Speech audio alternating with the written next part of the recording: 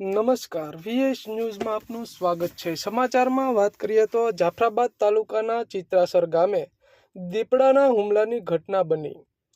ચત્રુપાબેન જોધુભાઈ બામણિયા નામની માસૂમ બાળકી ઉપર દીપડાએ હુમલો કર્યો હતો।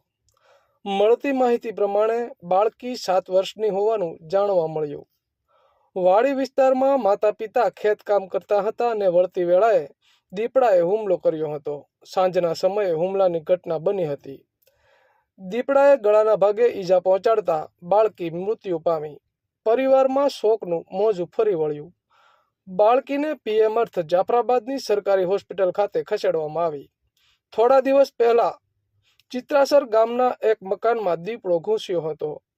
અમરેલી જિલ્લામાં અનેકવાર દીપડા અને સિંહોના હુમલાના બનાવ બનતા હોય છે। એવામાં દીપડાએ એક માસૂમ બાળકીનો જીવ લીધો। વન વિભાગની ટીમ દ્વારા દીપડાને પકડવા કયાવત હાથ ધરી। તો આવા અવનવા સમાચારો જોવા માટે જોતા રહો વીએસ ન્યૂઝ। હું જીએલ વાઘેલા આરેકો જાફરાબાદ।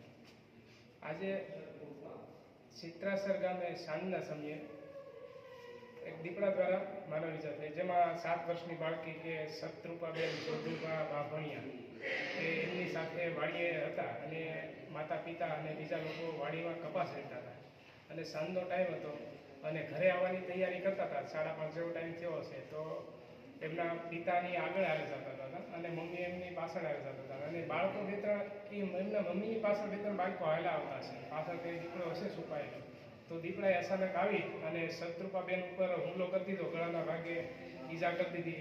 ગંભીર ઈજાને કારણે એમનું ડેથ થયું છે। ખૂબ જ દુઃખથી કહેવું પડે કે બાળકીનું ડેથ થયું। તો આના માટે અમે હવે એ દીપડાને પકડવા માટે અમારી 7 થી 8 ટીમ જે ચિત્રાસર ગામે છે ગોઠવાઈ ગઈ છે। પિંજરા ગોઠવીએ છીએ અને દીપડાને બને ત્યાં સુધી વહેલામાં વહેલા અમે આ દીપડાને પકડી લઈશું।